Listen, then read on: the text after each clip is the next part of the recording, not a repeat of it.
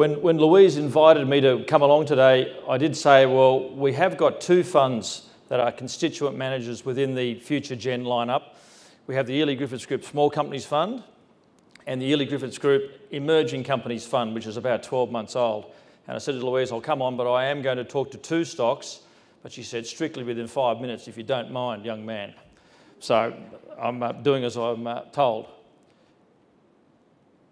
David Paradise wasn't kidding when he mentioned before on that fireside chat that a good small cap manager is a manager, or a good fund manager, is a manager that lifts up rocks, keeps moving, does the work, and literally doesn't rest. Today I want to present two stocks to you.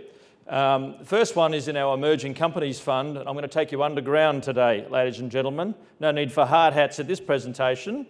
Mastermyne Group. Mastermyne is a specialist underground mining contractor providing operational and maintenance services. It was founded back in 1996.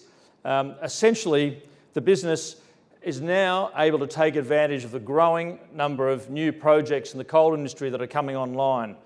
Most in the room will recall that the coal industry from about 2011 through to 2016 went into a little bit of a funk. There wasn't much activity going on. There certainly was a reining in of investment, and that made for tough times for Mastermyne.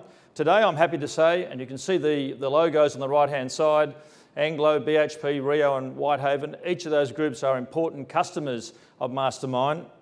I'm especially excited when I hear that there's about $1 billion worth of underground coal mining and above ground, but principally underground coal mining work that will be up for tender, and Mastermyne will be doing their darndest to participate in that work.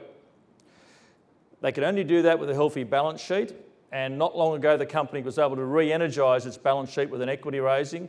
So now the company is very well positioned to capitalise on its strong reputation and use its balance sheet to great effect.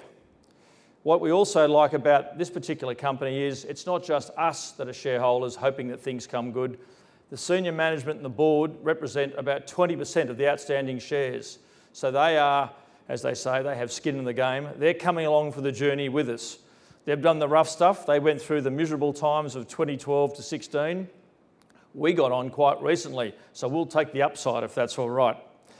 I'm delighted to announce that the company returned to profit back in the first half of 2018, and that solid earnings trajectory, as far as we can discern, appears to be on track. I mentioned before it's an important shareholding for us in our portfolio, and we hold great confidence on its near-term outlook.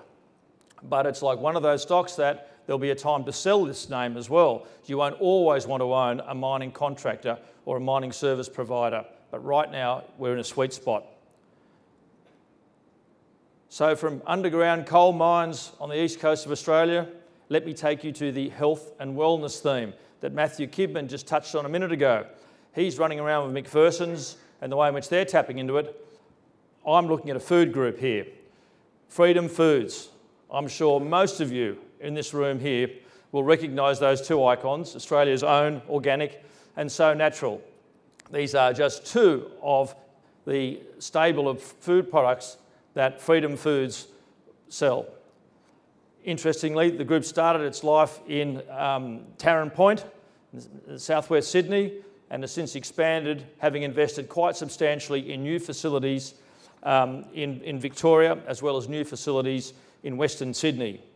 The company is a fully integrated producer, which means it takes part in the production, the marketing, the sales and distribution of a range of natural foods, the two on the screen I mentioned, and a number of plant and dairy beverages. It does lay claim to being Australia's largest UHT, or ultra high temperature processing, following this plant investment. Meanwhile, that company, as it's grown, as it's invested, has built a highly experienced team of seasoned managers and an executive that we would rank as up there as amongst the most astute in the small cap landscape today. Just like Mastermyne, this company has also recharged its balance sheet, got itself in a position now where it can either make acquisitions or can actually support the company's expected growth rates. Again, it's an important shareholding for us and a great lesson where you don't have to own these stocks at the lows and then ride them to whatever the high might be. It's often safer as an investor to join the journey halfway, even join the journey what looks like it's late in the piece. So in both Mastermind and Freedom Foods, we weren't there at the lows. We weren't even there 20% from the bottom. We are recently new owners, but are sufficiently confident with the outlooks for both groups, from underground to health and wellness in China, which is really where this company is going to build its bones. Southeast Asia is an enormous market. Food security, whilst it's current, will certainly play into their hands. Thanks very much for your time.